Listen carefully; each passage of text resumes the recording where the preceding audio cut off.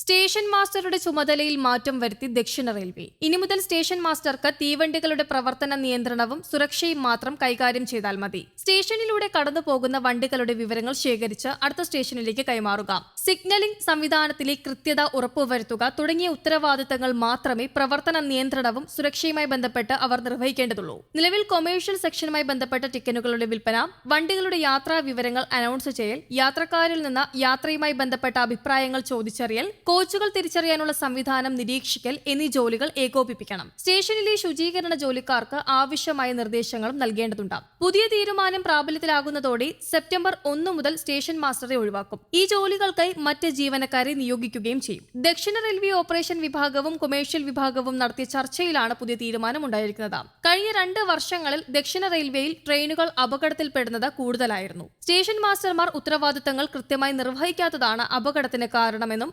ആരോപണം ഉയർന്നിരുന്നുവെന്ന് ദക്ഷിണ റെയിൽവേ അധികൃതരും അറിയിച്ചിരുന്നു. അതേസമയം തിരുവോണത്തിന് ട്രെയിനിൽ നാട്ടിലെത്താനുള്ള മലയാളികളുടെ മോഹം മണിക്കൂറുകൾക്കുള്ളിൽ ആവിയായി. ഉത്രാട ദിനമായ സെപ്റ്റംബർ 4-നുള്ള ടിക്കറ്റാണ് ഞെട്ടിക്കുന്ന വേഗത്തിൽ തീർന്നത്. സെപ്റ്റംബർ 3-നുള്ള ടിക്കറ്റും ലഭ്യമല്ല. തെക്കൻ കേരളത്തിലേക്കുള്ള മിക്ക ട്രെയിനുകളിലും വെയിറ്റിംഗ് ലിസ്റ്റ് പോലും ടിക്കറ്റില്ല.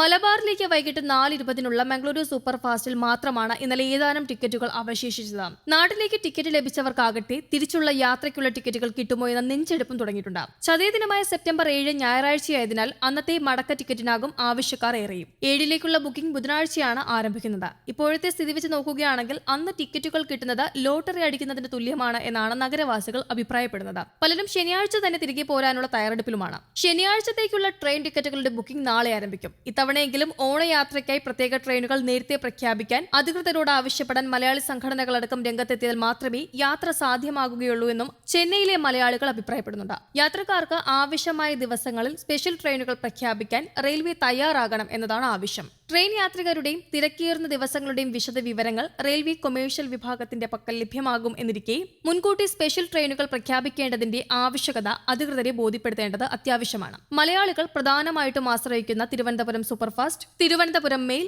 ആലപ്പി എക്സ്പ്രസ്, മംഗളൂരു മെയിൽ ട്രെയിനുകളിലാണ് ടിക്കറ്റുകൾ തീർന്നിരിക്കുന്നത്. സ്ലീപ്പർ, AC ക്ലാസുകളിലൊന്നും ഈ ട്രെയിനുകളിൽ ടിക്കറ്റില്ലാത്ത അവസ്ഥയാണ്. ഇത്തവണ തിരുവോണം സെപ്റ്റംബർ 5 വെള്ളിയാഴ്ച വരുന്നതിനാൽ മിക്കവരും യാത്രയ്ക്ക് തിരഞ്ഞെടുക്കുന്നത് സെപ്റ്റംബർ 2-3 തീയതികളാണ്. അതേസമയം മംഗളൂരു എക്സ്പ്രസിൽ ഏതാനും ടിക്കറ്റുകൾ ലഭ്യമാണെങ്കിലും ഏറെ ആവശ്യക്കാരുള്ള മംഗളൂരു മെയിലിൽ ടിക്കറ്റുകൾ വെയിറ്റിംഗ് ലിസ്റ്റിലായി കഴിഞ്ഞു. തൽക്കാൽ ടിക്കറ്റുകൾ കരസ്ഥമാക്കാൻ ഭാഗ്യപരീക്ഷണം നടത്താം എന്നതാണ് മറ്റൊരു സാധ്യത. തൽക്കാൽ ടിക്കറ്റിന് ആധാർ വേരിഫിക്കേഷൻ ഏർപ്പെടുത്താനുള്ള നീക്കം കരിച്ചന്തക്കാരുടെയും ഏജന്റുമാരുടെയും ചൂഷണം അവസാനിപ്പിക്കാൻ സഹായിക്കും എന്ന പ്രതീക്ഷ നൽകിയിരുന്നുവെങ്കിലും ഇതിനെയും മറികടക്കാനുള്ള തന്ത്രങ്ങൾ തട്ടിപ്പുകാർ കണ്ടെത്തിയതായി വാർത്തകൾ വന്നതോടെ സാധാരണക്കാരായ യാത്രക്കാരുടെ പ്രതീക്ഷകളെയും കെടുത്തുകയാണ്.